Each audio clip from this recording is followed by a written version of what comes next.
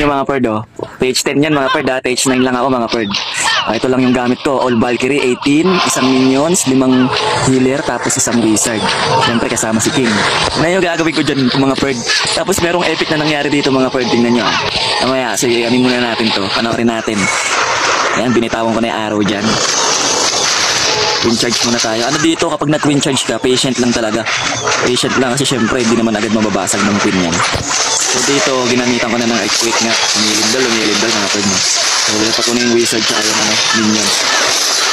Ganda ng pagkalapag ko dito ng Valkyrie. Yan. So nasa loob na yan lahat ng Valkyrie mga Perd, no? Yan ang maganda pag pumasok sa loob lahat yung Valkyrie. Tapos alagaan mo lang talaga ng heal. Hindi ko na kailangan ng range dito mga Perd. Sabi nila kailangan doon ng range. Hindi ko na kailangan ng range dito. Kailangan ko lang heal. Para masuportahan lang yung mga Valkyrie natin. Tingnan nyo naman, isang ikot patay kasi nagsama-sama yun. Anong madaanan niya? Isang ikotan lang, patay agad eh. Oh, patay! Patay!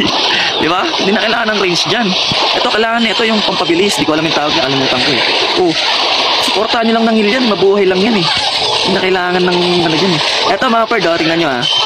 Napaka-epic na nangyari dito mga Perd. Tingnan nyo ah.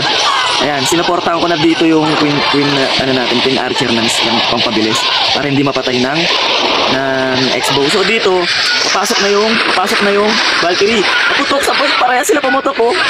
Pumutok yung X-bow saka yung Archer Queen, gagi. Kala ko dito mati-3-star kasi nga wala na yung Queen natin. Pero buhay na buhay pa rin yung mga Valkyrie ko, tapos sinuportahan naman neto ng healer. Kaya ayun, tapos ang laban mga Perd. Kaya kung TH9 ka mga Perd, nako, i-max mo na yung Valkyrie mo. Kasi hanggang level 4 lang naman yung Valkyrie. Ayan o, tingnan nyo naman nangyari. TH10 yan mga Perd. Ha? TH10 yan, tapos kompleto yung X-bow. Oh, di ba mga Perd? Dapat